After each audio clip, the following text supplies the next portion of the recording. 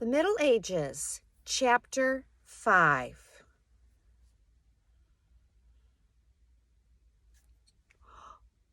It's 6 o'clock in the morning.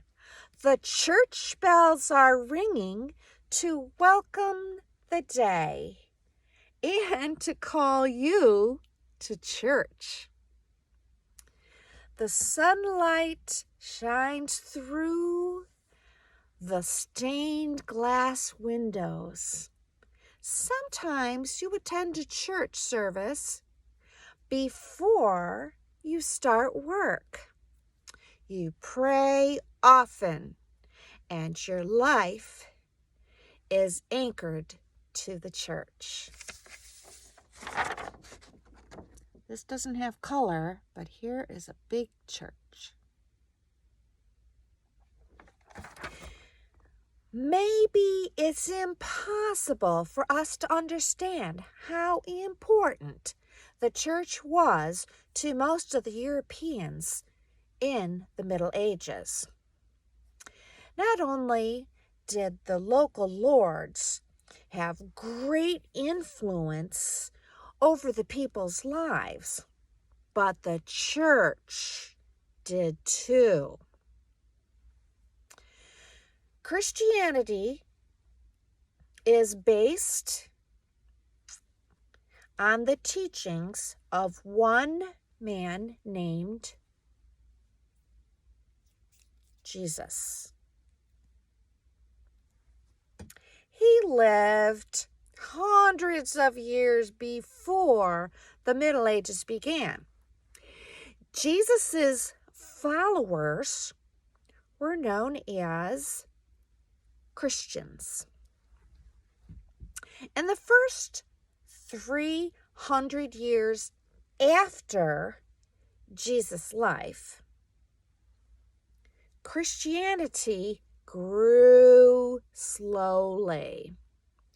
The Romans were not permitted to practice the Christian faith, and later, Christianity was tolerated as one religion among several. Christianity spread throughout the empire, and as it spread, the power and influence of the church in Rome grew. The Pope was the leader of the Western Church. Later, as time went on, during the Middle Ages, conflicts developed between the Eastern followers of the church, and they spoke Greek, and the Western followers of the church, and they spoke Latin. The two groups split because they didn't agree. The Eastern Church was called Orthodox or correct. The Western Church in Rome was called Catholic or universal.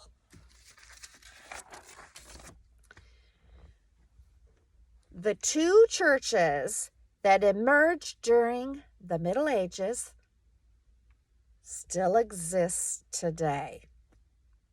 In Western Europe, almost every village and town had a church, and most people went to church on Sundays.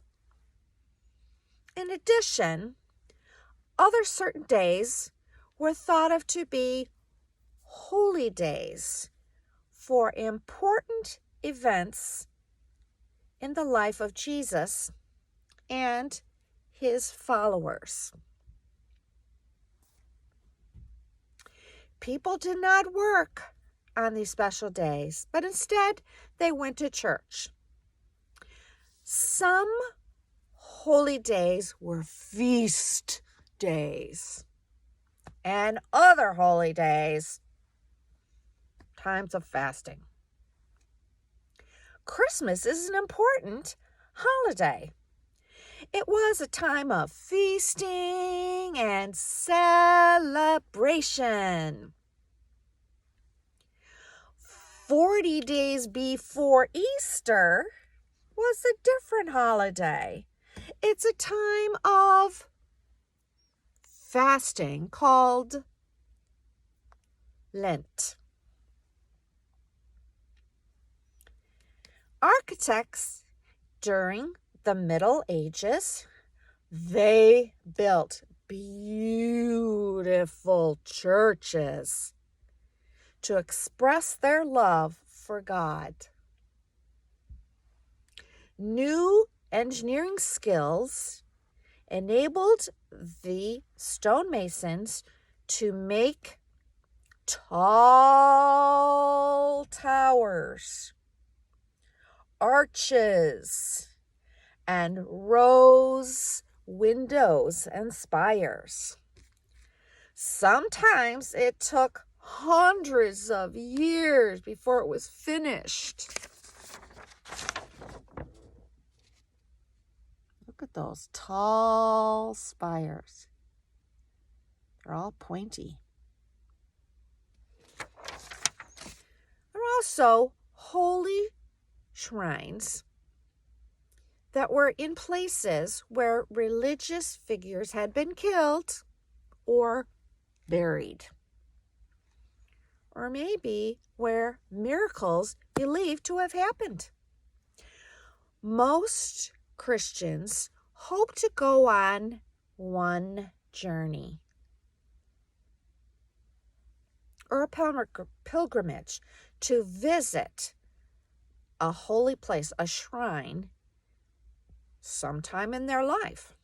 For many, going on a pilgrimage means walking or riding long distances and eating and sleeping on the roadside. Many men and women made the journey for 3 reasons: to fulfill a vow to God,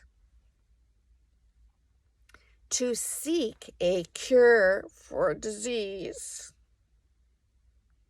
or maybe just to travel abroad. Monks.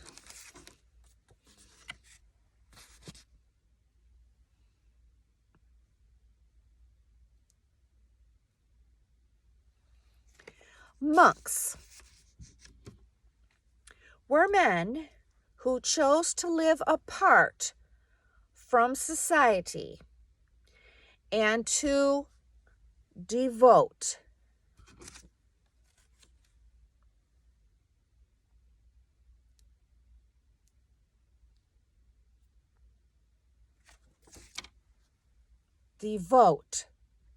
their lives to the church. They spend their lives in monasteries.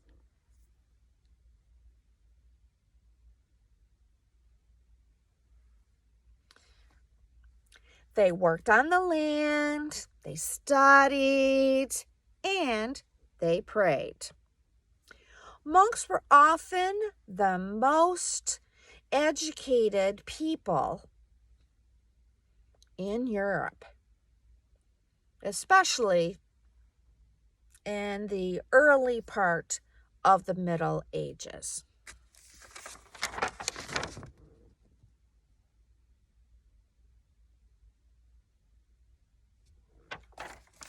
Women also joined the church and devoted their lives, and they were called nuns.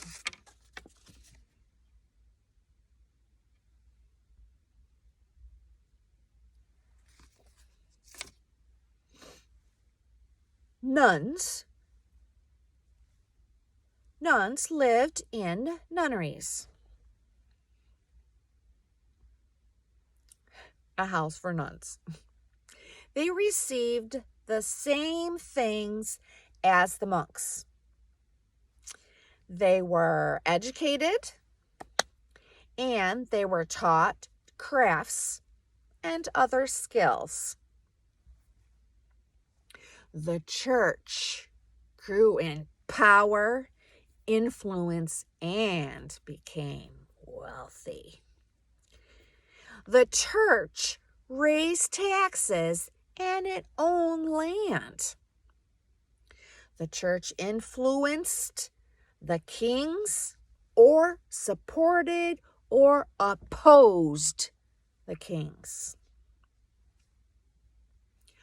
All Christians were required to pay 1/10 of their earnings to the church.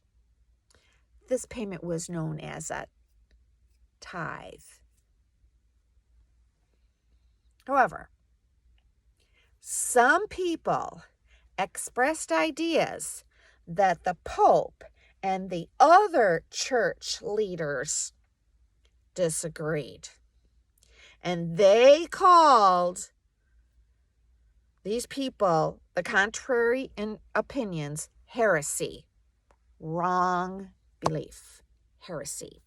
And the people who believed them were called heretics. And they were treated cruelly.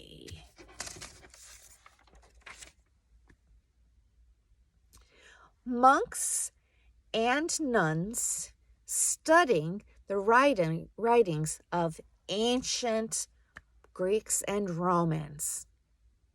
Their libraries had books about religion, science, poetry, mathematics, and history. The monks and the nuns also copied ancient writings by hand.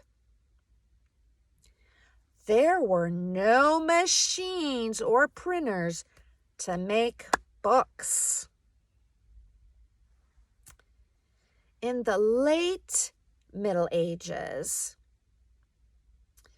the higher social classes, they could read, maybe even write. They owned prayer books, kind of like the books of ours. These prayer books we read at different times of the day, and they had Bible texts, calendars, hymns, and pictures. Many of the books made by the monks and the nuns contained exquisite art. Then, after the Middle Ages, as a result of a man named Johannes Gutenberg, he invented the printing press. So more books were produced. These printed books began to replace the beautiful handmade books made by the original manuscripts. Those old books, they became rare and hard to find.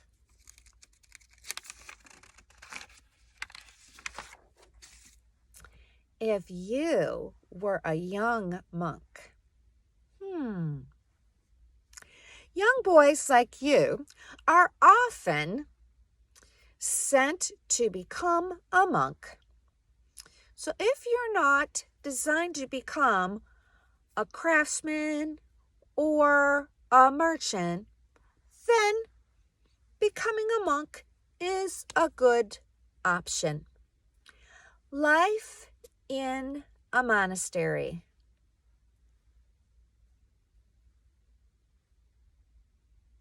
Life in a monastery, it's hard.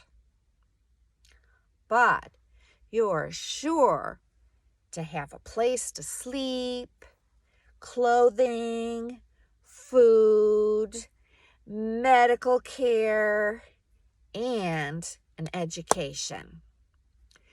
Your training take many years.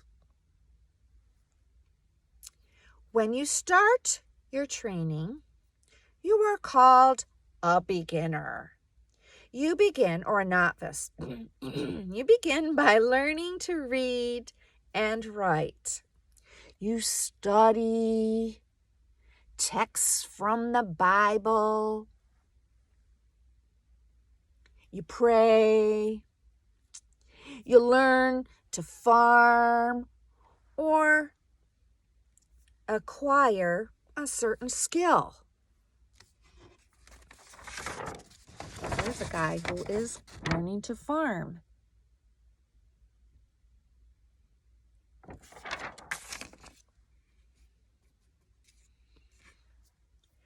At the end of your training, if you want to join the church, you take part in a special ceremony. In this ceremony, you vow or promise to dedicate your life to God. And you promise not to marry, promise to live a humble and obedient life. Then the top of your head is shaved.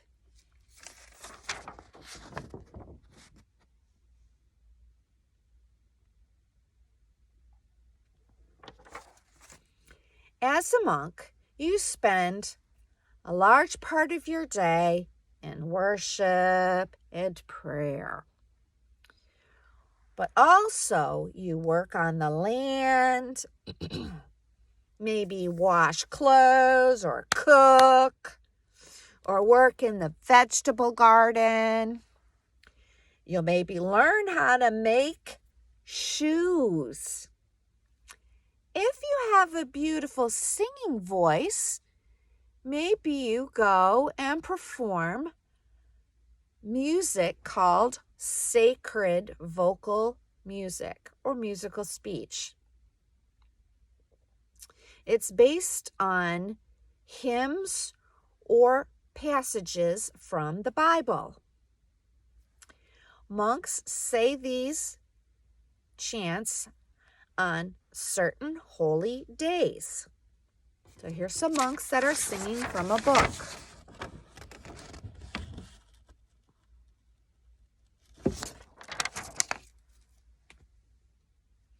If you are a gifted artist, maybe you will copy the work of classical writers, or maybe produce a new book.